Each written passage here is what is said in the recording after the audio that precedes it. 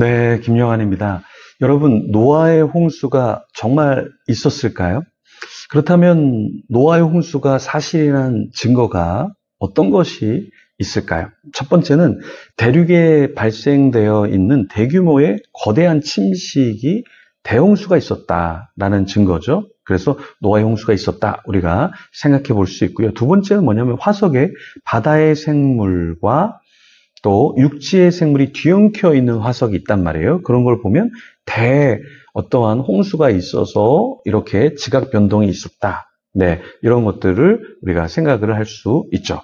세 번째는 뭐냐면 높은 산에 염분이 있다라는 거예요. 여러분, 이렇게 노아의 홍수로 물이 이렇게 다 잠기지 않으면 어떻게 그 높은 산에 염분이 있을 수 있을까요? 바닷물처럼. 그래서 예를 들어 이란에 있는 우르미아호는 해발이 1470m 정도 돼요. 그럼 염분이 거기에 얼마나 있냐면 23%나 되는데요.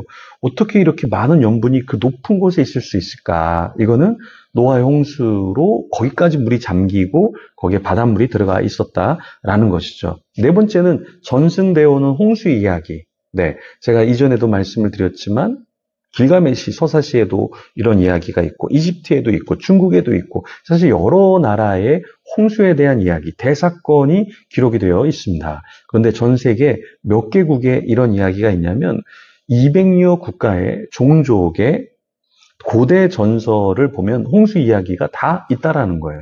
다섯 번째는 석탄이나 석유도 노아의 홍수의 증거를 말하는 것이다. 이렇게 볼 수 있습니다. 석탄과 석유. 석탄은 대량의 식물 유기체가 탄산화되어서 형성되는 거잖아요. 석유도 마찬가지 수억의 동물들이 이렇게 모여서 매장돼서 거기에 잔존물이 바로 석유잖아요. 근데 이런 것이 무엇을 말해주냐면 결국에 노아의 홍수 때 죽은 식물과 동물들의 잔해가 이런 것들이다라고 우리가 볼 수 있는 거죠. 그러면 성경은 노아의 홍수가 있었을 때 노아와 가족들 그리고 짐승들이 어떻게 대처했는가 말하고 있을까요? 7장 13절에서 24절 같이 한번 보면요. 먼저 13절에서 16절 말씀 같이 보겠습니다. 곧 그날에 노아와 그의 아들 셈, 함, 야벳과 노아의 아내와 세 며느리가 다 방주로 들어갔고 그들과 모든 들짐승이 그 종류대로 모든 가축이 그 종류대로 땅에 기는 모든 것이 그 종류대로 모든 새가 그 종류대로 무릇 생명의 기운이 있는 육체가 둘씩 노아에게 나와 방주로 들어갔으니 들어간 것들은 모든 것의 암수라 하나님이 그에게 명령하신 대로 들어가매 여호와께서 그를 들여보내고 문을 닫으시니라. 자, 노아의 홍수 때 어떻게 대처했습니까? 셈, 함, 야벳 그리고 그 아버지 노아 그리고 며느리 노아의 며느리 그리고 아내 다 방주로 들어갔죠. 그리고 모든 짐승 특별히 종류대로 그 가축이 종류대로 땅에 기는 모든 것이 종류대로 모든 새가 종류대로 그리고 무릇 생명의 기운이 있는 모든 육체 둘씩 노아에게 나와서 방주로 들어갔다. 이렇게 이야기하고 있습니다. 여기에 육체는 모든 사람이 아니라 사실은 동물들을 이야기하는 거겠죠. 자, 그래서 하나님이 노아에게 홍수가 있을 것이다 말씀하셨고 노아는 그것을 듣고 방주를 준비했고 그리고 하나님은 비를 내리셨고 비를 내리시기 전에 동물들이 노아의 방주에 들어갔던 것이죠. 그리고 들어갔을 때 문이 어떻게 됐을까요? 네, 스스로 닫은 것이 아니라 닫혔다. 이렇게 말을 하고 있죠. 이것은 구원과도 굉장히 밀접한 표현인데요. 우리가 구원을 내가 따내는 게 아니라 구원을 우리가 받는 거잖아요. 그죠? 마찬가지로 이렇게 홍수 때의 구출을 받는 것, 이것은 내 힘으로 받는 게 아니라 하나님이 문을 닫아주셔서 안전하게 다 들어가고 문을 닫아주셔서 더 이상 물의 영향을 받지 않는 방주로서의 역할을 하나님이 할 수 있도록 그렇게 해주신 것이죠. 우리 인생에서도 내 힘으로 모든 것을 다 풀 수 있지만 때로 우리가 왜 기도합니까?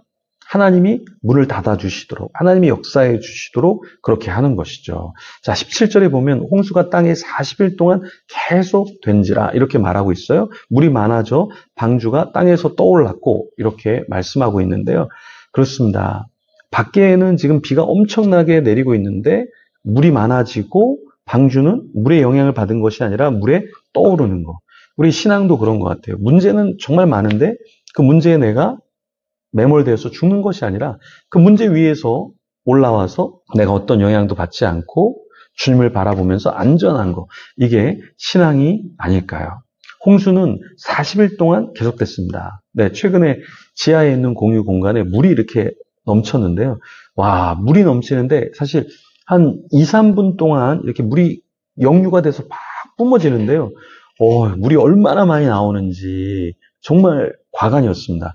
여러분, 정말 물이 이렇게 조그만한 공간에서 물이 역류가 돼도 굉장히 무섭던데 궁창에 문이 열려서 엄청난 물이 쏟아졌을 때 그 노아와 가족들은 얼마나 두려웠을까요?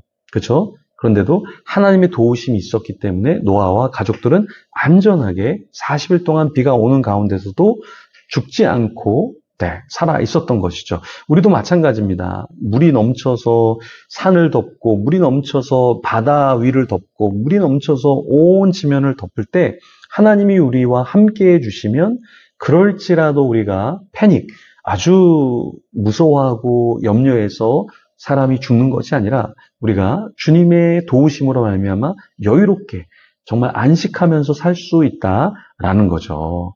그렇죠? 22절에 육지에 있어 그 코에 생명의 기운의 숨이 있는 것은 다 죽었더라. 정말 다 죽습니다. 다 죽어요. 다 죽어요. 그런데 하나님이 지키시는 사람, 하나님이 지키시는 동물, 하나님이 지키시는 그 생명에는 그런 해로움이 있지 않았다라는 것입니다. 경제가 안 좋다, 사회가 안 좋다, 교육이 안 좋다, 뭐가 안 좋다, 교회가 안 좋다, 선교지가 안 좋다, 여러 가지 이야기가 있을 수 있지만 그래서 우리의 기운의 숨이 정말 숨 쉴 수 없고 패닉당하고 힘들 수 있지만 하나님이 함께 하시면 오직 노아와 그 가족들이 살아남은 것처럼 우리도 어려운 시대에 살아남을 줄 믿습니다. 여러분 어렵죠. 자녀, 배우자, 그리고 경제적인 거, 관계적인 거, 영적인 거 다 어렵습니다. 그렇죠? 그렇지만 그 가운데서 우리가 패닉당하지 않고 살 수 있는 것은 하나님의 도우심이 있으면 가능하다라는 거예요. 그래서 그 하나님의 도우심을 간구하면서 또 오늘 하루도 살아내는 저와 여러분이 되기를 소망합니다. 이 시간에 같이 기도하면서 하나님의 도우심을 간구하며 나아가겠습니다.